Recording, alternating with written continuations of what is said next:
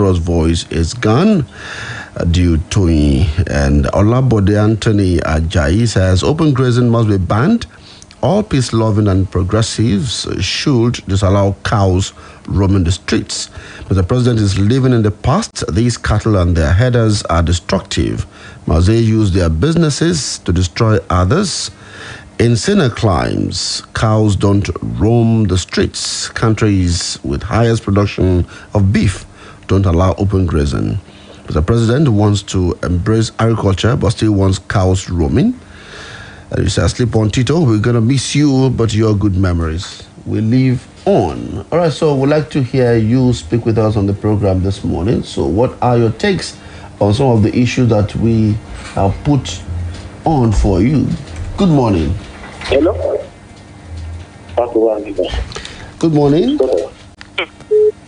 Oh, that's gone. So if you want to be part of it, you can call me 0809 155 1055, 0805 699 8678, and 0706 949 3000. If you want to be part of the conversation, let's do this. Hello, good morning.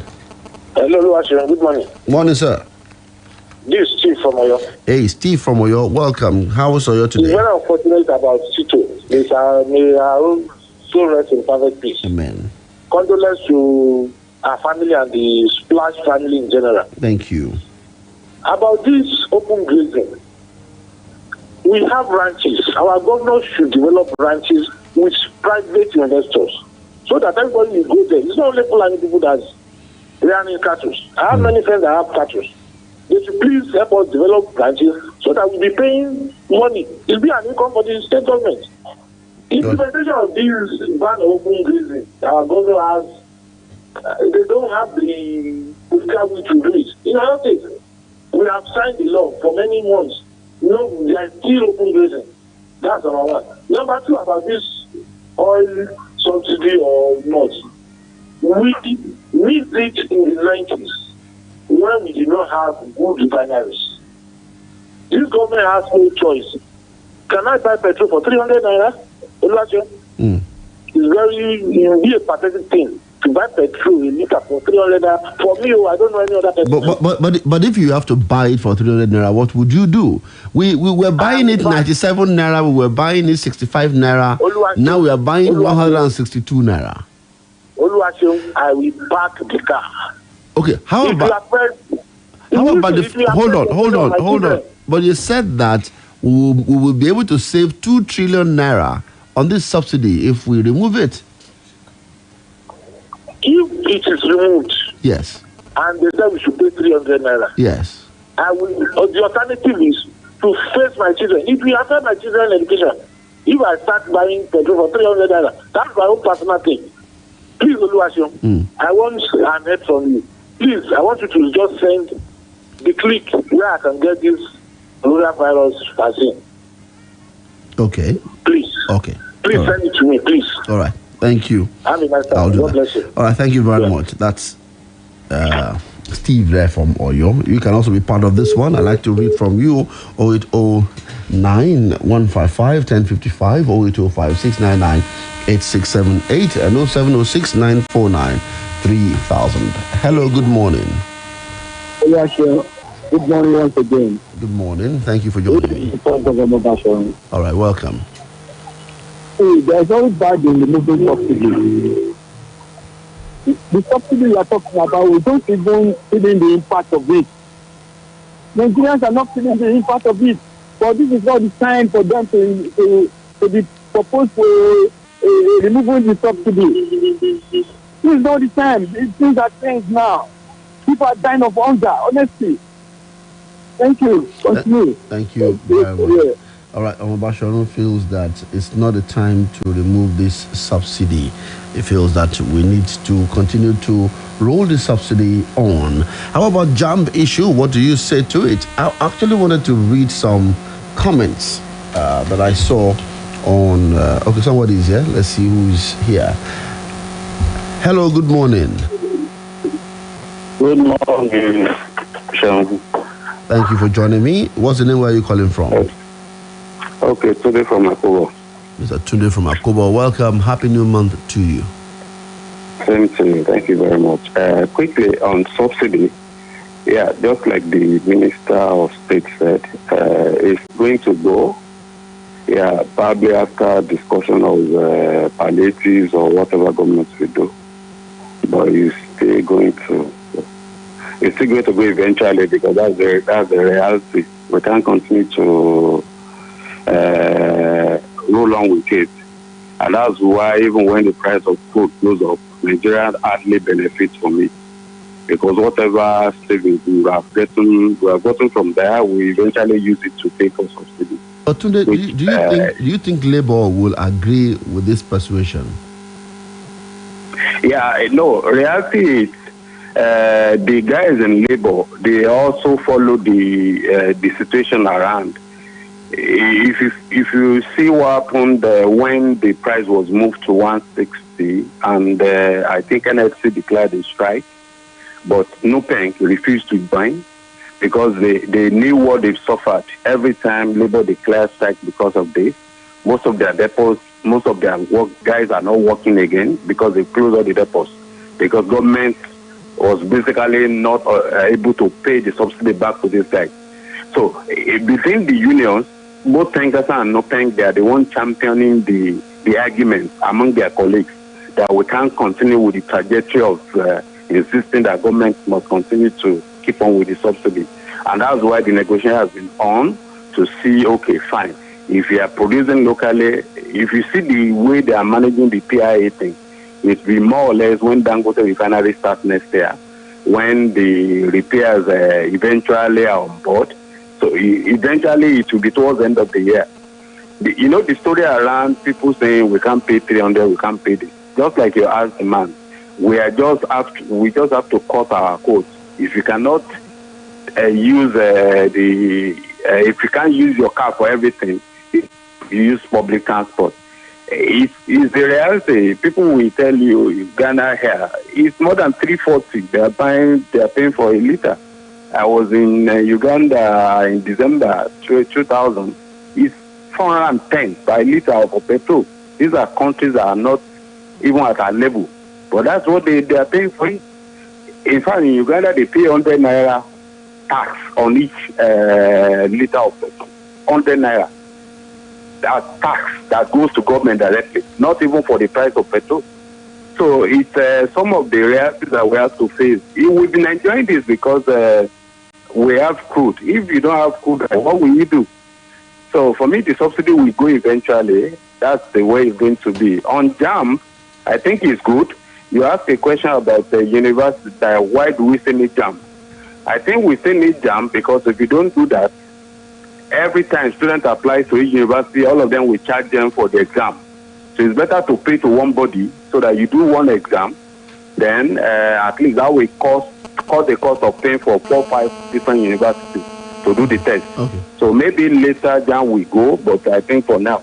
The last point for me, quickly, I think we tend to confuse open grazing with grazing reserve. Grazing reserve is completely different from open grazing. Yeah. But most people continue to talk about open grazing. What the committee is working on is the grazing reserves that government has, trying to put them in proper shape so that people that have this cow or whatever can use the reserve, not moving from one state to another. These are two different things. But every time you hear people talking about grazing routes, is our grazing reserve, which government has but abandoned. So how do we put them in shape so that people that are in this can go there and stay? People will tell you where Brazil, all those countries, they have grazing reserve where they keep people with these animals, where they stay. But they have the amenities there. So they have schools, they have hospitals there. It's a big place. But it's not about the roots. That is the understanding. But unfortunately, I think it's more of a political story now than even facing the issue. Because we have to solve the problem. It's economic problem. It's, people tend to think it's ethnic problem. It's economic. It's about survival for different people. So government's duty to solve the problem. This is a trade for people. So how do we ensure that they do not interfere with the life of others? And that is why everybody needs to work together to solve the problem. Okay. Because if it's easy, it will have been solved for 20, 30 years. That is why it's not solved, because everybody is dodging it. All right. We have to solve it. All right, Mr. Tunde. Thank you very much for your clarification. I appreciate you this morning. Have a wonderful day. Yeah. All right, so that was today from Akubo there. Adebayo Sadiq Adebowale on Facebook says, I feel vaccines should be encouraged. The government has a role to play in protecting lives. The vaccines don't prevent the transmission or infection of the COVID, but it reduces the mortality and the admission of COVID patients in the hospital. We're fortunate in this country that our hospitals are not super burdened. Use of seat belts in your car does not affect another person, but is compulsory for you to use because your life is valuable. Thank you very much, Adebayo Sadiq Adebowale on Facebook Live. You can also make your comment on Facebook Live. I have to take a comment from other people, but I will be taking a break right now because I have adverts to take, and then I will go to Citizens Gavel. I know that you're still calling, quite a lot of people calling already, but Citizens Gavel is written on the wings, and we also have a live appearance at 8:30. So stay with us, don't go away. Oh yeah, use my train. Warm expella to common works when they for body. Your bikini go they campaign, the head go improve. No more worry, no more sleepless nights. Pirating warm expellas, they keep common worms. Papa they use them, oh, mama they use them, bikin they use them. It good for all the family. Pirating warm expella. Stay healthy to warm your family every 3 months with Pyratrine. Pyratrine works effectively and is available in suspension and easy-to-swallow tablet. Pyratrine Warm Expeller is a product of Nimet International Pharmaceuticals PLC. Pyratrine, effective warm expeller for the family.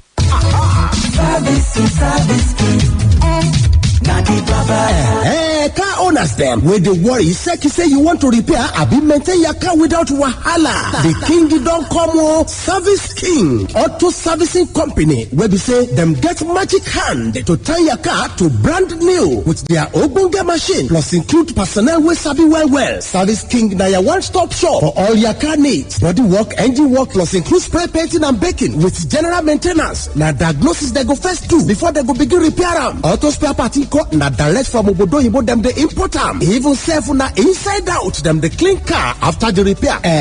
Service King it and that gidigba for plot 36 College Crescent, not too far from Bevy High School, Okeado Ibadan. Them telewire na 091-3538-0000. Website www.serviceking.ng. Service King na them be king for motor repair. Sunshine makes the day better, meal times better, weekends better, chill times better, dates better, barbecues, beach parties, and even one bears better. Sunshine makes every bit better. Lipton iced tea, made from fresh tea leaves, soaked in hours of sunshine, and together with juicy fruit flavors, give you that deliciously refreshing taste. Top better life with sunshine in a bottle, available in peach and lemon flavor. Lipton iced tea, deliciously refreshing. Imagine say you dey flex go TV every day. That boring Monday go be fun Mondays oh. Tuesdays plus Wednesdays go be like telenovela. That long Thursday go turn to movie Thursdays oh, with better drama. Fridays plus weekend go choco with ogbonge entertainment for you. No dulling moments on Top Go TV with channels like Star Life, BET, Fox, Telemundo, TNT, and more. Go TV go totally with better drama. We are stay connected to Go TV for Go to TV entertainment every day. Go TV, love it. Bode, now what do you dey find for kitchen? My dear, na spoon to drink off medicine. Honey, take comics, just here, drink, and get What relief? Yes, so summer comics for scratch throat. Comics get dextromethorphan and guaifenesin. Just here, drink and get relief from cough. Idekulele to drink. Are they relief now? I love comics. Now, Orange Drops Limited, they distribute comics. Products will make you drowsy. If symptoms never stop after 3 days, make you waka go see your doctor. Comics, Idekulele.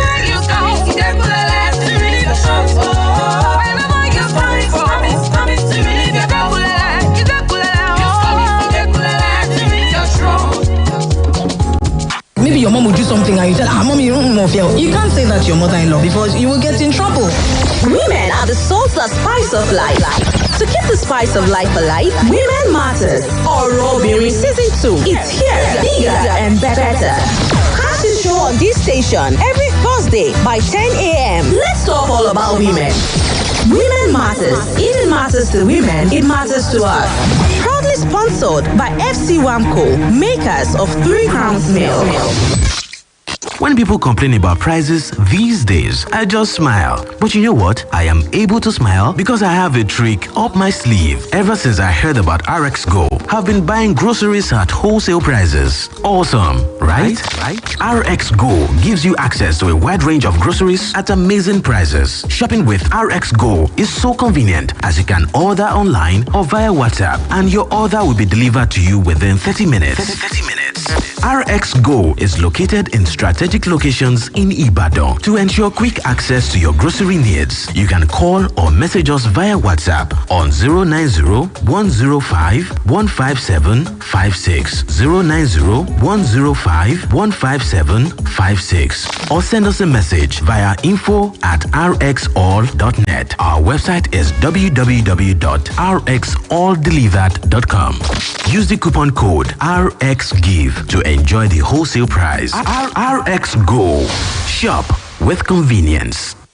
Insecticide-treated nets protect you and your family from mosquitoes that spread malaria. Now that you have collected your nets, air it under a shade for 24 hours before hanging over a sleeping area. Sleep inside the nets every night to protect you and your family from malaria. Wash the nets when dirty with mild soap and sew them when torn. Encourage your neighbors to hang and sleep inside their nets. The more households that sleep inside the nets, the better the community is protected from malaria. As you protect yourself from malaria, also take responsibility and continue to protect yourself and your family from coronavirus infection. Wear your face mask when going out, keep a physical with others, and practice hand washing frequently. For a malaria-free Nigeria, play your part. Sleep inside the insecticide-treated nets every night. This message is from the government of Oyo State and the U.S. Government President Malaria Initiative.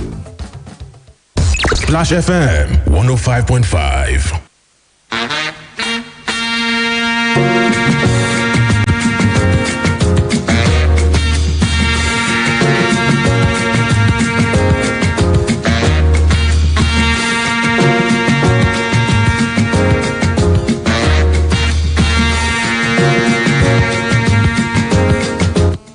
Thank you for being there with us on Splash 105.5 FM. Okay, I guess maybe we can take one or two calls here. Let's see. Hello, good morning. Hello, good morning, sir. Just 1 minute, please. What's the name? Where are you calling from? I'm calling from Yanachot. My name is Toby. Welcome. Yes, sir. So on the issue of government removing subsidy, unfair price and all that, you see, I think the issue I'm having with them is not them removing the subsidy or not. The issue is the issue of trust. You understand? Now, we were buying this for 87 naira. Then you told us that, okay, you have to remove subsidy and all that, so that you could use the money for something and all that. But to what end? I mean, how has it bettered my own livelihood over time? You understand? These 2 trillion naira that you want to save on the subsidy and everything by removing the subsidy, how is it going to better my own livelihood? I think that's just because I don't trust our government at all. I'm not sure this money won't be misappropriated or it won't be mismanaged. You understand? Okay, I do. Because this 2 trillion naira, what are you going to use it for? Why should we buy fuel for 300 naira? If the hand justifies the means, I think I'll be okay. But all right. I just trust them. Thank you very much. All right, thank you so much. Thank you. Yeah. All right. So let me quickly move on to Citizens Gavel. That's where we're going at the time now. Before we will be going to a commercial end again. All right. So today we want to look at something about enforcing the fundamental human rights. What are the challenges there? By virtue of Order 2, Rule 1 of the Fundamental Rights Enforcement Procedure Rules, any person who alleges that any of the fundamental rights provided for in the Constitution and to which he is entitled has been, is being, or is likely to be infringed may apply to the court in the state where the infringement occurs or is likely to occur for redress. And I recall that we talked about this matter some time ago, where my guest told us that even if you feel that it's going to be infringed upon, you can easily, apply for it on that basis. So today we're back with Citizens Gavel. Welcome to the program on Citizens Gavel today. Thank you so much, sir. Good morning. It's good to have you here. Thank you. All right, so tell me, what are the challenges really? Because a lot of issues are happening. I can bring the issue of COVID-19 vaccines to it. People are saying that by asking me to take the vaccine by force means you want to infringe on my fundamental human right. Okay. So how challenging could it be to enforce my right? Okay, so good morning. I know over the course of this program, we've really talked about, how beautiful our fundamental rights laws are, how we can, enforce them if we feel that even it's likely to be infringed. It's not yet infringed, but it's likely. So the law has really provided, ample opportunities for us to, protect those rights. However, we are now bringing it down to the realistic, to our day-to-day lives to see how feasible are, enforcing these rights are. And, they are not like bed of roses, so to speak. For example, number one, challenge is poverty. A lot of people cannot, afford to, enforce these rights, even if they want to. For example, if you approach an average lawyer now, he's going to give you a list of fees that you are going to pay, then filing fees, this fee, professional fees. So, but an average Nigerian who is just trying to make ends meet, ordinarily cannot cover that kind of might not be able to cover all those fees. So when you give those fees to an average person, it's not that bad. Let me overlook this. Exactly. So let me overlook it, and it's not that bad. You just try to rationalize the infringement, and then you move on. So that is just the number one reason. And number two is, we've always talked about this on this program and in different avenues that, our justice system is slow and it takes years. It's one of the things that we notice, even in our organization, that maybe we are handling a case and then 4 or 5 years, we are still on the case. And, the complainant or the victim is like, am I even going to get justice? Is this even feasible? Something that has happened to you 4 or 5 years ago and you're not seeing the end to it. So it's one of those challenges. Fine, the fire was burning. The fire for justice was burning earlier, 4 or 5 years ago. But now, time, they say time heals wounds, and, at the end of the day, you forget. Then, fine, maybe you now get to the justice. Maybe you now get to the, judgment stage. You manage to, you persevere and you got to the judgment stage. Then the enforcement, you really want to, maybe the court awarded you damages, and for most times, these fundamental rights issues are against maybe public bodies or government agencies and all that. Now, there's an issue there because there is a provision of the Sheriff and Civil Process Act, Section 84, which actually says that, okay, if before you can enforce this kind of judgment against public officers or public offices, you have to get the consent of the AGF. Of the AGF or the AG of the state.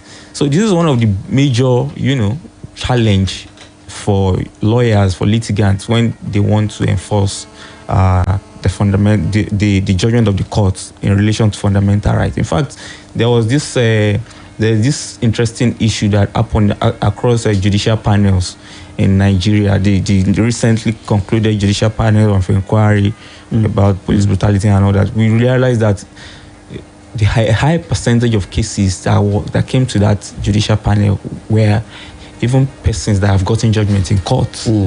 But they couldn't get enforcement. They couldn't get enforcement.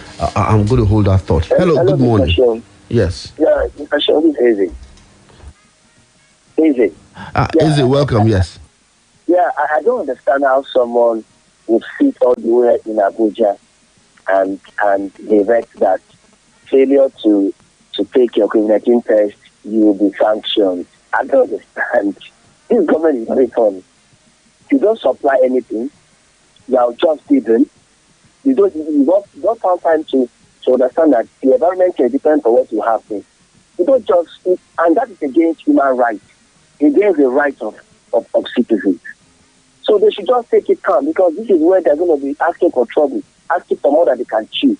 You don't go to the extent, even in advanced country, you don't force people. Why are we so different in this country? All right, Eze. Why do we just... Yeah, Eze. The federal government is yet to make enforcement. In fact, the federal government said they would love to have the vaccine provided for everybody before they will go the way of rule of law concerning the ensuring that people are vaccinated. But Edo and Ondo are saying that if you don't get the certificate, you can't go to public spaces by second week in September. Not the federal government. So I wanted to just get it clear. But the court in Edo State has... Actually, the court in Port Harcourt. A court in Port Harcourt, actually. Okay. So that's why we have the court. The court only stands for the people. Interpret for us. That we need the court. The court should be active. These guys should not just enforce things on us. Let them enforce uses of masks, uses of sanitizer. That's what is important. Not enforcing COVID-19. If I don't want it, don't enforce it on me. So it's as simple as ABC. All right, Eze. Thank you. Thank you very much, Eze. Yeah. You see, a Nigerian is saying that they should not force him to take a jab. So in this kind of a situation, what can I do to get my rights, back from government who is trying to say, for instance, in Edo State and in Ondo State, this might be a very strong issue.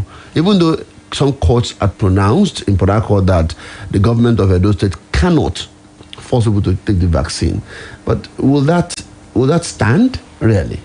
Yeah, that is what is part of what we are saying, that even fine, there is obviously a breach of fundamental right there in terms of, you are forcing people to go against. A lot of people might have objections to the vaccine, maybe based on religious or personal beliefs. And then you said they can't go to the banks, they can't go to church. Exactly. So you are limiting a host of rights: right to freedom of movement, right to private life, right to freedom of religion and thought and conscience. So a whole lot of rights have been breached in that area. Fine, we are now bringing it back to, okay, how easy is it now to now say, okay, I want to enforce this right? So that is one of it is, of course, they are free to approach the court. They are free to say, okay, this right has been breached or is likely to be breached. So let me go to court. Let me stop this from happening to me. But, we are talking about the length of time it takes to even, complete or conclude these cases. And the government is breathing down your neck. Maybe the vaccine, the person who is administering the vaccine is on your door, or your doorstep, is in your area. So how fast can you actually enforce this right? Okay. So that is why the conversation has to come up to say, okay, there should be like a public advocacy to make sure that some things change. Yeah. Hello, good morning. Okay, on this fundamental human rights, right to association, right to freedom of movement and all that. One, can I ask, has it been established that the COVID is only transmitted by people who move from one place to another? They transmit. Is it established? If it is established, Do I not have a right, the same rights that another person has not to take the vaccine? Do I not have a right to not be in the same space with somebody who has to take the vaccine? Is that the right? Yes, I mean, I understand. There's a clash of rights here. Yes. So is my own right also disabled? That okay? You are free not to take the vaccine, but I am also free not to want to be in the same space with you who have chosen not to take it because you are jeopardizing my. Yeah, because it serves as a danger to your own health. Yes. So where do we stop this utopian eternal liberty? Okay, Yemi. Thank you, Yemi. Actually, you know why I love the law is that you don't have one, silver bullet to kill whatever you have in front of you. Everybody has an argument on those sides. So if I say I don't want to take the vaccine because I feel that it's not good for me, and I have taken the vaccine, I want to protect myself from getting this virus, and then you have not taken it, don't I have a right not to be in the same space with you who had refused to take the vaccine? Everybody has a right. Nobody has left. Of course. And the interesting thing about this fundamental rights issue, I think we've discussed it on this program before, is that all these rights, they have limitations. There are limitations, especially when it comes to, I think the government can make regulations that infringes on your right when it comes to, protecting public policy, protecting public health. In terms of, there was a time, I remember when there was lockdowns and, social distancing. That is an area whereby the government made regulations that actually, infringe on our right to movement, our right to peaceful assembly and whatnot. And, if a person now goes to court in that situation and say, my right has been infringed because I wasn't allowed to leave, of course that person will not succeed, because that is a situation whereby the law allows restriction on your rights based on public health, based on public policy and all that. So in this situation too. Let's see. Hello, good morning. Yeah, good morning, sir. This is Lucky Rabo calling from Ibadan. Lucky Rabo, let's do this very quickly. Welcome, long time. Yeah, I hope you are doing fine over there. I'm fine, I hope you are as well. Good morning. Yeah, thank God. Yeah, I don't know why we are bothering ourselves with this kind of vaccine issue that the government is making the law.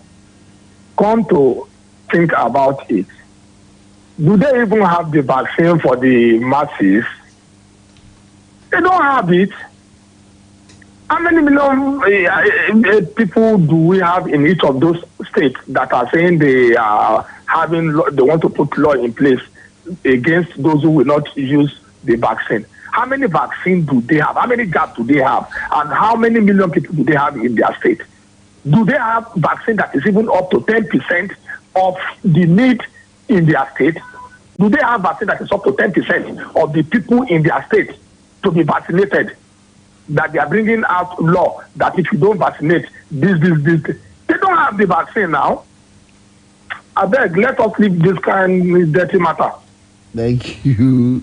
I don't think it's a dirty matter, because the moment some people's rights are being infringed upon, there will be an issue around it. Here, the United States Supreme Court had outlawed universal vaccination here, and we're about to make it compulsory. And I asked too, why the multiple approach, or it is intended to change our normal character? Don Akabusi, right here. Thank you, Don, for your comment. Let me conclude your thought. So like I was saying, that it's not out of place for government to now make regulations that protect the health of others. Maybe people that have been vaccinated or people that want to be vaccinated. So it's going to be a very interesting, issue when maybe eventually, and I know eventually this issue is going to come up in court, and it's going to be very interesting to see the interpretation of the court.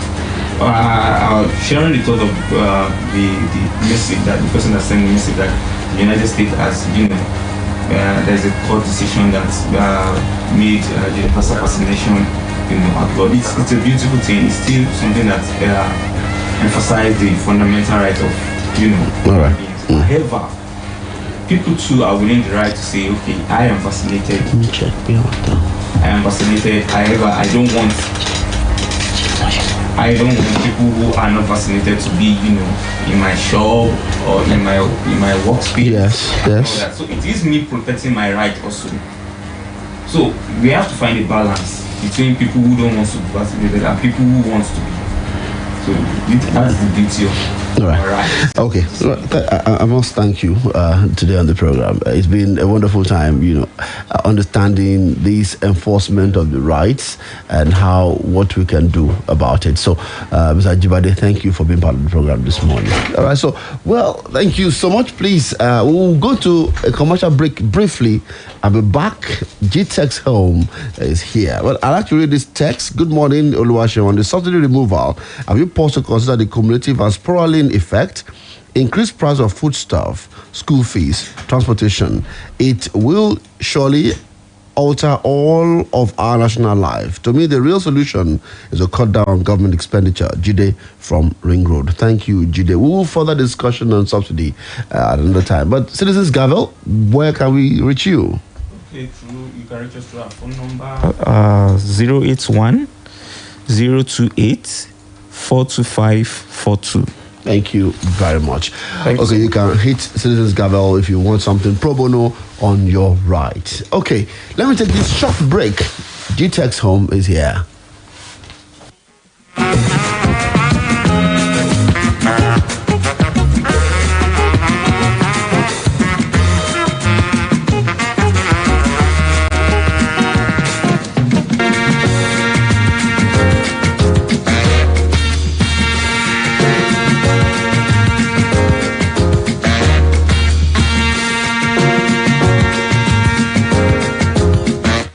Thank you for being there with us on Splash 105.5 FM Integrity Station. We thank you for being with us. I told you that we will have a moment with GTEX Home on the program this morning. Welcome to the program. Yeah, good morning, sir. How are you doing, sir? Very well. And you? Yeah, very well. Thank God. GTEX Homes, you were here some time ago. Yes. What's still special about GTEX Homes? Okay, GTEX Homes, like I said before, I see the leading real estate firm in green and smart house development. And we have a major event coming up this weekend. We'll be hosting our group managing director, that's Dr. Oluwaseun Akinola, in Ibadan at the Property Masterclass. Yes, Property Masterclass. Now, this is, like I said, we are raising top global brokers. Now, we want to change the narrative when it comes to brokerage. We want to change the narrative when it comes to brokerage in Nigeria. People just feel I get property, I call people, and that's not just how it is when it comes to brokerage, when it comes to buying and selling property. And so we will be teaching people how to become a global property broker. Now, Dr. Stephen himself in Dubai, that was like, I think last month, did over $2 million sales in property. And this is one that they've done back to back on these particular transactions. So, when you say $2 million sales, that's you sell property. We sell property in Dubai. And what does it take? How do you sell these properties? What are the things you need to know? What are the steps you need to take? What are the intricacies within this whole system? So that is what we'll be doing on Saturday. That's 4th of September this month, where we'll be having 3 sessions at Best Western Hotel. That's at Yagonku. We'll be having 3 sessions. Now, these sessions are power-packed because Dr. Stephen will be live in Ibadan himself. And, when the trainer, when the coach himself is here, you can expect the best. And it's an event where we'll be having 3 sessions. So when is this event? Saturday? Yes, Saturday. First session is 11 o'clock. Second session is 2 p.m. Third session is 5 p.m. The reason we have to do it this way so that whatever kind of schedule you have, you can put it into your plan. And the seats are actually limited because we have limited seats. And whenever we have an event where Dr. Stephen himself is training, it's always maxed out for people that know. We have people that are coming from all over outside